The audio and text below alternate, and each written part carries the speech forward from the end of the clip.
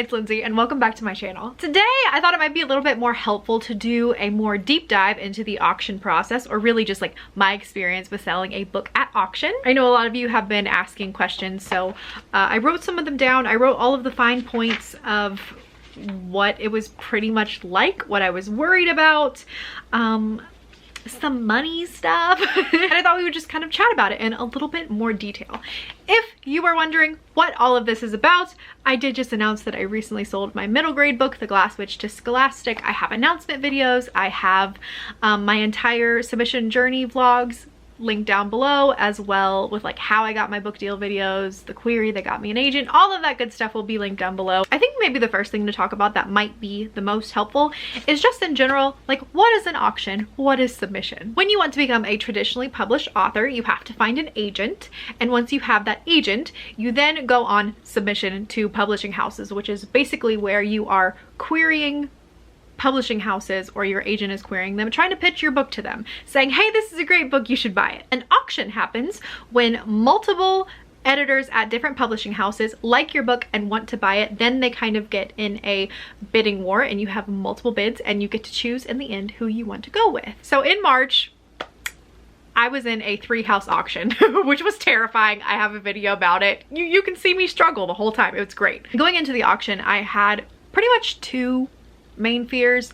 The first one that I was just gonna make the wrong decision, and on further reflection and after talking to my agent, I learned that there was no wrong choice. Like, all of the houses that had, you know, sent in an offer that wanted to buy the book, they were all great publishing houses, and they all had so many great pros in their own different ways that the other houses, you know, didn't have. So there was no wrong choice. But even knowing that, there was a part of my brain that was like, hindsight, what if I regret my choice? What if I went with one publisher, like if I went with A and I should have gone with B, or if I should have gone with C, or if I should have just like kept going on submission and found someone else, and what if they offered and they were the perfect house? And like, that kind of thinking can just drive me nuts. So I quickly talked that out with my agent Samantha, and she was like, cut it out, that's not healthy. The truth is, you have to make the best decision with what you currently have, with the information that you currently have available to you when you are in the auction. And if you have a good agent, they're getting a lot of good information for you. Not only just like how much money they're willing to pay you, but rights, percentages, royalties, and so many other things that really the only reason I was having these fears was just general anxiety disorder. So that's fun. Oh, but my next worry. Okay, so we're gonna talk a little bit about money. I hinted at this in one of my other videos. I was worried with an auction. There is this thing that can happen sometimes in traditional publishing where too much money can actually be too much money. If you just want the money, you're just in it for that, that's totally fine, and that's valid. There's a lot of authors who just want to sell one book, and that's great. But what I wanted was longevity. I wanted to be able to, I still want to be able to write books the rest of my life.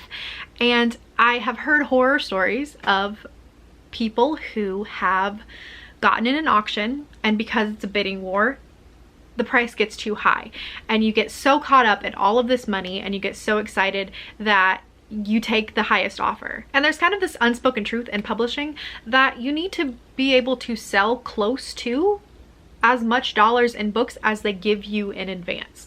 It doesn't have to be perfect, but it needs to be kind of close for you to be able to be seen as successful and therefore get future book deals. And a lot of times, the higher your advance is, the harder it is to sell that many books. And that scared me because, like I said, I wanted to be a lifetime career author. And again, I understand this is like champagne problems. Like, oh, this girl, she's at a 3-house auction and she's complaining about money.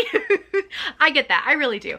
But you know, it's still a valid concern that I was very much so like, okay, this is a choice that's gonna affect the rest of my career and the rest of my life. So I wanted to make sure I made the right one. And the truth is that sometimes certain perks that publishing houses can offer you can in the long run be better than upfront money. For example, being a lead title or getting heavy marketing can be better in the long run than a big advance, because that means more money in the long run, more publicity for you, for people know who you are, you're getting into book boxes, you're getting into bookstores, like you're there. And that can be really, really important for a long career. So that was kind of my two main concerns going into this. I discussed them with Samantha. Samantha knew right off the bat that when we went into this, I wasn't even necessarily looking for the winner of the auction to be the one with the highest dollar signs. I wanted someone whose ideas for the Glass Witch aligned with my career path. So I think it was around 11 o'clock that morning, the first bids came in. Samantha created an Excel spreadsheet just for me and her so that I could compare and contrast, you know, all of the things each house was offering. Now, when I originally got the first offer from, let's say, house A, I knew how much they were upfront offering because it was in the email to Samantha saying, hey, we love this book, we want to buy it, and here's how much for. So that was their opening bid. And then the other two houses put in their bids afterwards, and that's what I was seeing in the Excel spreadsheet, along with all of the things like royalty rates, how many books they were buying from us, other perks or incentives, and so forth, stuff like that. It was kind of fun to see all of the bids come in. Everyone in this first round was in $10,000 of each other, so it wasn't like super competitive, just a little bit competitive, like a one up, you know what I mean? And it was fun to well, it was stressful too, to compare and contrast all of the other things, not just the money, like royalty rates and audiobook rights and movie rights, and like everyone was just giving different percentages for how much they were going to offer, and I'm like, is this better than this and this and this? And it's like 1%, like 0.10% difference between some of them, and I'm like, oh my gosh. And I quickly learned that auctions are kind of like low-key kind of boring. Like you're really stressed the whole time, but I was imagining like an auction being like what you see on TV, you know, like down at the county fair where it's like it wasn't like that at all. Like in the beginning, the publishing houses knew they had to get in their first bids by 11 o'clock. And then they knew they had to get in their second bids by 3 o'clock. And so it was like a lot of just like waiting around and like talking on the phone with Samantha and like, you know, pulling my hair out. But it wasn't like it was like rapid fire emailing and I was constantly stressed and there were voices screaming like numbers at me. Like it was pretty like relaxed. And like externally it was relaxed, internally it was chaos. And I remember going into, you know, the auction, and I kind of like had an idea of who I wanted to go with. And it was of course before the bids happened, so I had no idea what they were going to offer us, but I just like liked the idea of them. And then there was another house that I was kind of,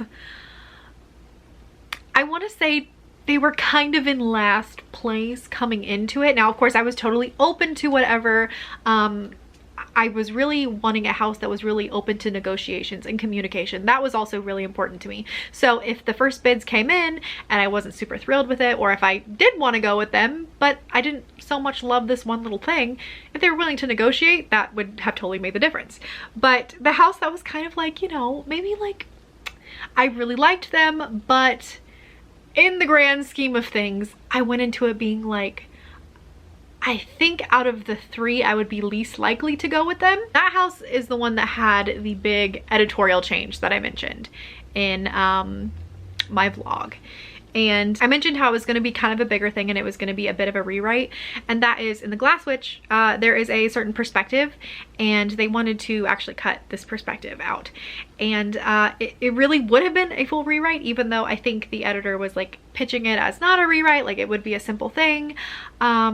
But it is something that I had to think of very deeply. And again, I had more time with my novel obviously than the editor did. And like I know how many like trickle effects getting rid of this certain POV would have had. So I just was kind of like that. They were the one house that wanted the biggest change, and that change I wasn't super sold on. So that's why I was thinking, I went in thinking I was going to go with one house, thinking I would be least likely to go to this house. And then the house in the middle was just like chilling in the middle. Then second bids came in, and I can't really tell you what happened on Samantha's end of everything because she was the one who was in conversation with the editors. I wasn't. I got everything kind of secondhand and just saw what was in the Excel spreadsheet. And second bids came in. And then I was thrown for a loop. Complete and full transparency. The house that I was thinking before the bidding started that I was going to go with was not Scholastic. It is not who I initially, or just in the end, ended up choosing. But I was thrown for a loop by Scholastic because like I mentioned, they sent some blurbs of my book and it was so sweet. It was so nice. It was all of the department heads that have read my book, and they blurbed it saying how much they loved it, how much it meant to them, how much they wanted to do for me, and how it was like gonna be a lead title, and they were just willing to do so much. And then, you know, they kind of came in hot with the monetary bids, and I was like, oh no, like I think I'm gonna go with them. Because I felt so wanted and so loved, and I loved the editor, my editor Tiffany. She's absolutely fantastic. And so I already had great feelings about her, and it was just like, all of a sudden, I know how much they really, really want to do for me. So, but I was still hung up on the other house. So I talked to Samantha and I was like, is there any way that you can reach out to the houses and let Scholastic know that we're really happy with them right now, but we would like to see if we could like sweeten the pot even more or negotiate some certain percentages, to make it better for me, so maybe I can make some more money in the long run, or market my book better, things like that. And I asked her if she could reach out to the other house and tell them like, hey, you're not really winning with the bid right now, but if you can negotiate some terms, we would maybe love to work with you. And I don't know if those are the exact words that Samantha said to them, so don't quote me on that, but that was what I was thinking that I told Samantha, and she would of course translate that. And Scholastic was, they just wanted me so bad, and they were just like, we'll negotiate, we'll fix some things around. Their payout schedule was a little bit different than the other houses, and to be honest, I like the other house's payout schedule better, meaning they were going to pay me in fewer advances than Scholastic was going to. Scholastic was going to spread it out, and we didn't like that. So we talked to Scholastic about that and other things. When I say we, I mean Samantha did, and then she told me about it. But Scholastic like really bent over backwards to be accommodating, and they were just like, we'll do as much as we can, we'll work with you within what we're allowed to do, and we really want to have you, like it would be an honor. Like I was like, oh my gosh. And then for whatever reason, unfortunately the other house wasn't able to compromise, and I don't necessarily think that's because they were like, oh well, we just don't want you, like we don't want to compromise. A lot of times I think there are reasons why they can't accommodate certain things, like maybe they have rules that say this percentage has to be like, it's a company standard and we're not allowed to change it, and things like that. So what ended up happening was Scholastic really showed that they want to work with us. They showed how bad that they wanted the glass witch and how willing they were to work and compromise and do what was best for me as an author, which was really cool. And the other house just wasn't able to do that. And like the rest of the day, I just kept thinking about that, how Scholastic worked with us so well, how much I really love the editor.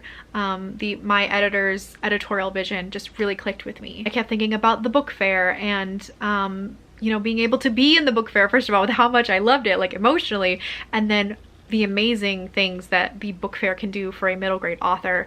That was just such a pro in that situation. And I kind of knew at that point. I was like, okay, like after a lot of thinking, like this is actually the right decision. It's not just that, oh, like they came in hot with some money, and that was what I was worried about. I didn't want to be like, oh, they came in hot with some money, so obviously I want them. Like, no, they actually are the best house for me, and it just so happens that they also had like the highest bid. So as you would have seen in my vlog, I told Samantha I wanted like to sleep on it for the night, really make sure that this was the right decision, even though in my heart I felt like it was.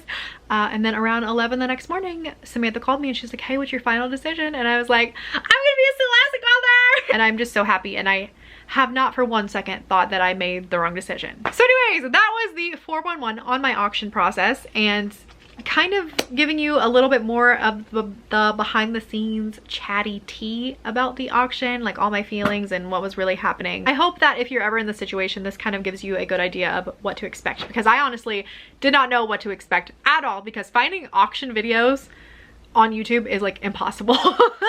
There's only a couple. Anyways, so I hope you found this helpful. Don't forget to like and subscribe if you'd like for more, I don't know, book selling content. And thank you so much for watching. And don't forget to like and subscribe. And we will see you in the next one. Bye.